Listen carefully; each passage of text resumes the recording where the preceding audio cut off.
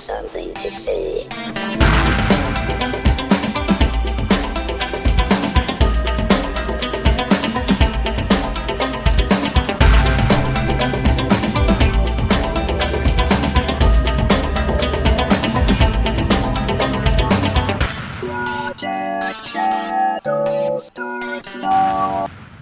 Hello everybody, how are you doing today? My name's Charlie. You might know me better as sci-fi fantasy writer C.E. Dorset. How you been? It's been a crazy day. Lots of rain. Woke up this morning to thunder and lightning, and I looked out and I couldn't see anything but water. Got a little nervous, went out, sat on my deck, watched the water not rise but not go down as the rain kept coming. All of the creeks around the house were full. Everything was water. Then the rain stopped and luckily it went away, but that was an interesting way to start my day. And since I brought the podcast back regularly, I've tried to do, big topics, big thoughts, kind of focus on something all the way through. And I kind of struggled coming up with something to talk about like that. And then I decided, why am I struggling to make a unified thought? There are two things I really want to talk about. Neither one really warrants a full episode of its own. Why not just talk about them? So that's what I'm going to do. So if you like this better with me kind of just like going through a lot of different topics, let me know. Hit me up on Twitter or call in on Anchor. Let me know what you think, because this is more the way the podcast used to be. So the first thing I wanted to talk about is First thing I want to talk about is how my tongue doesn't work. Within Temptation dropped their new video today, and oh my, I had kind of mentioned the song when it came out and mentioned that the album was on its way because I'm a huge Within Temptation fan. If you didn't know, Sharon Adele is one of my favorite singers of all time, and the new video for The Reckoning is phenomenal for two reasons. One, the song is really good, and I think that's really good in despite of things, the song features the lead singer of Papa Roach, and I'm sorry, I'm gonna murder your name, Jacoby Shaddix. I've never heard it pronounced out loud, don't know, sorry. And I am not a fan of Papa Roach. In fact, I didn't know much about them, including the fact that Jacoby was a member. So I actually had to look him up because I didn't know who he was when I saw that he was featured on there. And when I saw that he was the dude from Papa Roach, I was kind of like, you mean that guy can sing? Why has that never been a thing before? Huh, that's weird. But beyond the fact that it's got the dude from Papa Roach on it, which in and of itself is, I don't know, I found that strange, especially how much I liked it. The video, I really liked the video. Like, if I had to do that stupid thing that we do nowadays because it's what we do and, where does this rank? I have to say, I think my favorite video from Within Temptation is still The Howling, because that's a great video. Just the song's good too, but the video is so good. It's so good. And then you'd have Angels, and then probably Paradise, What About Us? Really good video for that too. This is kind of tied with that in a way, but maybe below it. It's kind of hard to rank their videos because their videos are so good. But it would definitely be in my top because it's visually stunning. It's a very interesting look. Sharon, oh my goodness, looks like a fierce futuristic warrior in it, and it's just phenomenal. But one of the things that it kind of did to me that I didn't expect was in our last meeting, I talked about how genre is weird, and I'm trying not to Bob Chipman that up because I don't want to step on his intellectual property, but I really like that thing that he does with the things are weird thing, and I don't want to do it, but I want to do it. You know what I mean? And I just talked about how if I had to actually assign a genre to the kind of fiction I'm doing now, it would be, I'm writing hard rock novels. And then went on for about 20 minutes of trying to explain that idea. This video and song are what I'm talking about. I'm not going to pretend that the video is exactly the imagery that went through my mind when I listened to The Reckoning for the first time, but it's actually not too far off. Even the kind of desolate setting that it takes place in was kind of the imagery that I got in my head when I first heard the song. And, the fierce warrior women, the March of Defiance, the whole thing, it really was the imagery that was invoked in me. Again, not exactly. I did not presage this video, and I'm not saying that. But that whole weird thing that I was trying to explain about how music invokes imagery in me, and this interrelationship between fantasy, sci-fi, storytelling, and music that I grew up with when they were so integrally combined. Yeah, this video is a prime example of that. Because while the lyrics aren't particularly, fantasy or sci-fi related, they're kind of, you're going to get yours. But, having been primed by a lot of their music, like The Howling, like Angels, like, on and on, my mind when I hear this kind of music goes to this kind of sci-fi fantasy place and kind of puts the video together in my own head. And that's where a lot of my stories get inspired from, is that interplay of the weird images that pop in my head when I'm listening to music and the music itself. And I kind of wish this video was out before I did the last episode, because I would have pointed to it and been like, see, like this thing. Because I dare you, listen to The Reckoning. Just listen to it first. And imagine what sci-fi fantasy epic would come out of that song. Then watch the video. I bet you're not going to be too far off. There are a few things in there that were very unexpected and different and a little weird, but other large parts of it, yeah, I really, it's the images it's cousins to the images that I had go through my own head when I was listening to the song prior to the video coming out. So if you had a hard time following that train of thought in the last episode, this is, I think, a really good example of what I was trying to say, because especially when I was growing up, this relationship and interplay was much more dominant. And in fact, the lyrics were much more sci-fi fantasy oriented than they tend to be now. But other than that, it's good. It's a really good video. If you haven't checked it out, check it out. If it's the first time you've ever heard anything from Within Temptation, it's not a bad first thing to start on. I would probably say listen to Stand My Ground or Jillian or Angels or The Howling. Those are probably my favorite songs from them. Especially Jillian. I just love Jillian. I Give My Heart. I love that song so much. It actually appears in one of my books.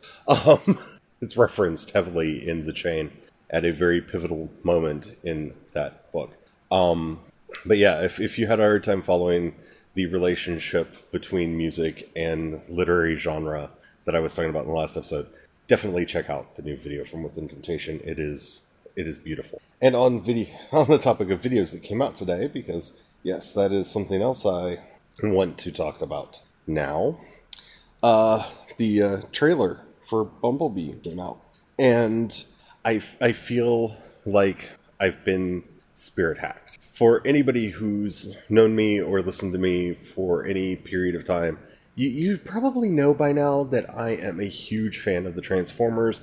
Grew up in the 80s watching the original series, played with the toys way longer than was probably right, because my friend Paul and I used to stage epic battles with our Transformers against each other and recreate just epic wars outside on using the terrain and everything. Just, yeah, Transformers have a very special place in my heart. Very special place in my heart. And even through the Michael Bay movies, like, I have been so unfortunately willing to just hold my nose and go with the Michael Bay movies. And I will go to the mat for the first one, especially because I think that there is a secret good film hidden in the first Transformers movie that gets hidden under Michael Bay's really bad direction. I will go to the mat for the first movie. I think that there is a secret good movie hidden in the first Transformers movie that is very hard to see because the director. Michael Bay, why are you allowed to touch things? Um, but I really like giant monster movies and giant robot movies, and I love the Transformers, so I'm willing to cut them a lot of slack. Like, as bad as The Last Night, I can't even remember the name of the last Transformers movie. It was something like that. I don't know, Optimus Prime and the Last Crusade, whatever it was called.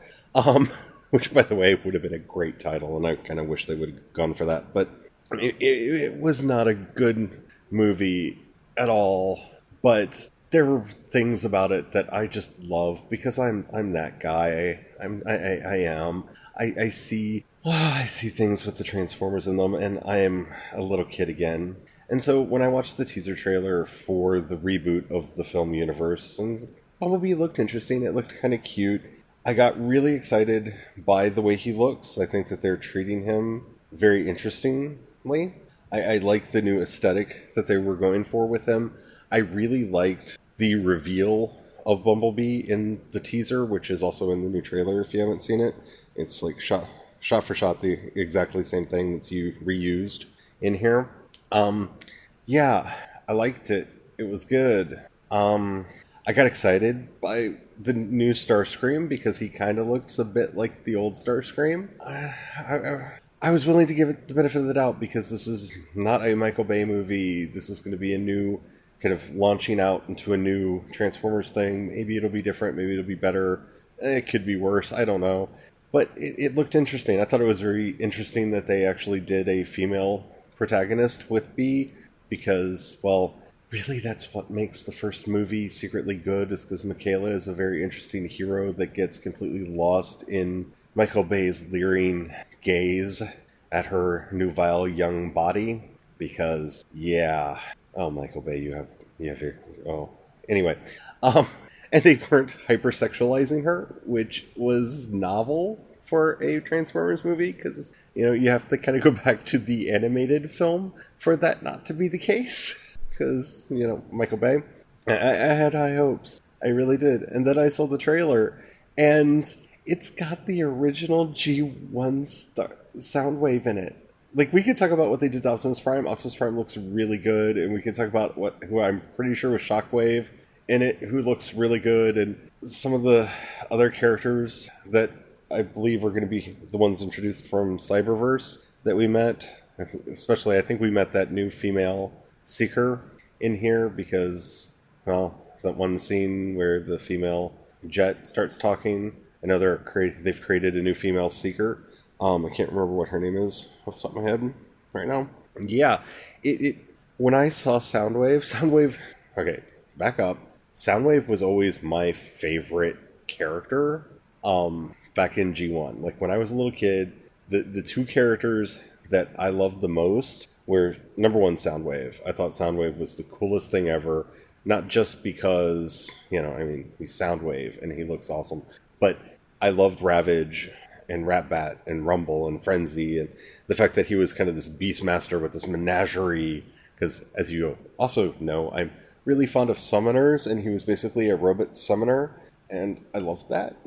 I feel weird being as excited as this trailer made me, because it's like somebody reached into my mind and went, oh, your favorite character was G1 Soundwave, and we haven't had G1 Soundwave in a long time or anything like G1 Soundwave.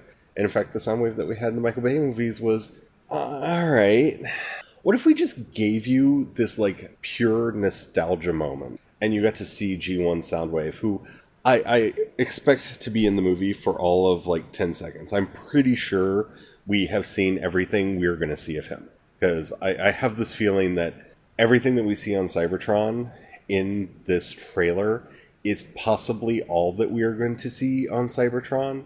I might be wrong about that, but I feel like this movie is going to happen mostly on Earth with the Seekers hunting down Bumblebee, and that's going to lead into the new continuity, and they're basically just reminding us that Cybertron exists, and we're going to kind of get this brief mention of the war, and we're going to get some quick shots of the war, and that's kind of what we were seeing in the trailer, this like hint that, by the way, this little story that we're telling in this movie is part of this much grander conflict kind of thing that'll probably be a couple minutes, sequence. I might be wrong. You never know. We'll have to wait till further trailers and, of course, the movie to know that. But I feel, I'm not going to say manipulated, but we need a word here, nostalgia jacked, maybe. Because I was already thinking that it looked pretty good and it looked interesting. It looked like it might be the first Transformers movie since the first one, where they actually wrote a script for it and Michael Bay shot a different movie on top of it. That, they actually were looking at having a story. And I was kind of excited about that. And then this moment happened and it made me feel weird. Because I don't expect Soundwave to be in the movie a lot. I really don't. And Optimus Prime, that was probably the one appearance of Optimus Prime that we're going to get in the movie, is that message that apparently Bumblebee gets. That's probably it. It's that hint that this is part of a broader universe and look how different it looks because we're rebooting everything right now. Get excited for the next Transformers movie when it's just a Transformers movie and we bring the other characters back in. We're going to give you just a taste of that now. But depending on how well this movie does, you might get this in the future. Because I really don't feel like any of those characters are really going to matter for this film. Because Shockwave, that had to be shocked, right? It's really good. And that was definitely on Cybertron. I don't expect Cybertron to be a big part of this film. I don't want to rave about it. I mean, they got exactly what they wanted. I am talking about the Bumblebee movie on the podcast today. And I've been talking about it elsewhere. So they got what they wanted. I'm promoting their movie for free at the cost of them making a trailer that had a character in it that excited me. And there's this internal fight that's happening within me between the cynical critic side of me, who's looking at this and seeing this as probably what it is. Yeah, here's some G1 Transformers to get you really excited because you all complain that none of our Transformers look like the G1 Transformers. And so here they are. You got them. Are you happy now? Please be happy and talk up how awesome this movie looks. But at the same time, I don't feel like they're actually going to be in the movie hardly at all. And that they're just trying to ramp me up to get me to talk. And I think that's almost a more fascinating discussion than this movie. Because it's not a discussion. Am I going to go see Bumblebee? Yes, I'm going to go see Bumblebee because it's a Transformers movie. And I even saw Optimus Prime and The Last Crusade in the theaters because that guy. So of course I'm going to go see this in the theater. That's not a question. But a more interesting question is, have they actually gotten good enough at mining our nostalgia to trick us into promoting movies that we might not have been as excited about before? Because I do feel like this is just a cynical push on their part to make me excited about the film. Because here you go. Here's that G1 character you really, really loved. Here's a couple of them. And I'm sure every time I go through and watch it, I'm seeing more and more characters in there because those scenes are battle scenes on Cybertron, and they're very dense, and there's a whole bunch of people there. And I've talked before about the dangers of being pandered to by the studios because that's not what I want. I want a good story. I don't care if it's the story that I want. It's the Last Jedi conundrum, which we've talked about before. The last time anybody involved with Lucasfilm, even tangentially, asked themselves, what do Star Wars fans really want? They gave us the Christmas special. None of us want that to happen again. And whether you like what happened with The Last Jedi or not, they crafted a complete story, an original story, a thorough story, a character-driven story, which is something that Star Wars needs if it's going to go on and continue, okay? Their pandering to me here has kind of backfired on them a little bit, where I know these things were included in the trailer to get me all excited and to talk about how awesome this movie looks and how awesome it's going to be because my G1 Transformers are back. But it's actually got me more worried going the other way, that they're going to try to pander to me. And this is going to be the Transformers movie they think I want. And I don't want that. I mean, it may sound completely oxymoronic, but I mean, nobody asked for Star Trek The Undiscovered Country, but I don't care what anybody says about Wrath of Khan, which also nobody asked for. Those are the two best Star Trek movies because they weren't doing that cynical, well, what do Star Trek fans want? They just wrote movies, you know. In Wrath of Khan's case, they were kind of like, well, people are upset that it's not as much like the show. Well, let's get Ricardo Montalban back. I mean, there was kind of an element of that. But, you know, these films, when they're great, I mean, back into the Star Wars thing, for all the hate that Jar Jar Binks got, Jar Jar Binks exists in the story because he's the character that they thought the audience wanted. He's that stand-in character for the droids who does all the goofy, silly things and talks with a funny voice, like the droids do in the other 3 movies. Y'all hated him. You don't necessarily want them to pander to you. So, are they pandering? See, this is why I overthink everything. So, are they pandering and trying to just trick me into thinking this is going to be awesome so that they can get my money, which is stupid because they were going to get my money anyway? Or did they actually listen and write an interesting story that happens to visually align more with the kinds of characters that I want to see? Because to me, the thing that made the Transformers cool was that you could still see hints of their alternate mode when they transform. And I think a lot of that was lost in the Michael Bay version of them, because they really wanted them to look like robots when they were robots, and of course they just used the vehicle, they were vehicles. And like I said, I think a lot of that coolness got lost, right? Because when I think of the Transformers series that I liked, like, you know, the original, you know, G1 series, sorry for everybody who liked the Beast era, I'm not a huge fan of the Beast era.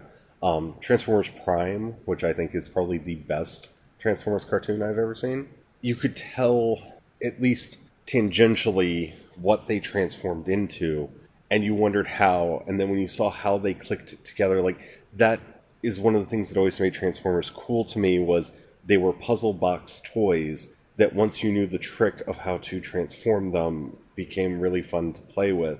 And the media that let me see that also tended to be some of my favorite visually, but, you know, Prime also had a really good set of stories too, why it's my favorite. But, you know, as far as stories go, G1 will always be my real favorite because, you know, I was a little kid when it came out and it's burned into my mind for all eternity. But, it is what it is. I don't know what they're doing here.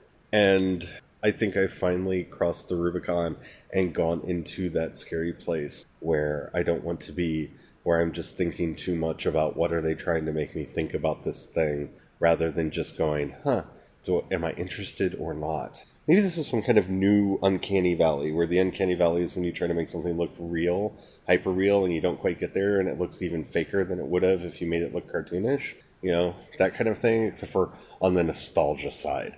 Like, oh my goodness, this looks like the live-action Transformers movie that I've kind of always wanted to see. Wait a minute, what's the catch? Do you get what I'm saying? It's a strange idea. I'd love to hear what you have to say about it. Because I admit it, it's a weird idea. And I think I'm going to stop babbling there. Thank you all for listening. If you liked this show, and whatever app you're listening to me on allows you to rate either this episode or the podcast or both, please do that. That really does help the show out a lot. If you think you know anybody who might like this, or that you just want to be cool, you could share it. That also helps me out a lot. If I hate this part, I really do. If you want to help the show financially, that would really be awesome if you would. In whatever app you're listening to, if you click onto the show notes, or sometimes in the app itself, it'll say support on Anchor. If you click that, you can support at the $1, $5, or $10 level. That really does help out a lot. It lets me know that you really like the podcast and what I'm doing here. And thank you to everybody who's already supporting what I'm doing.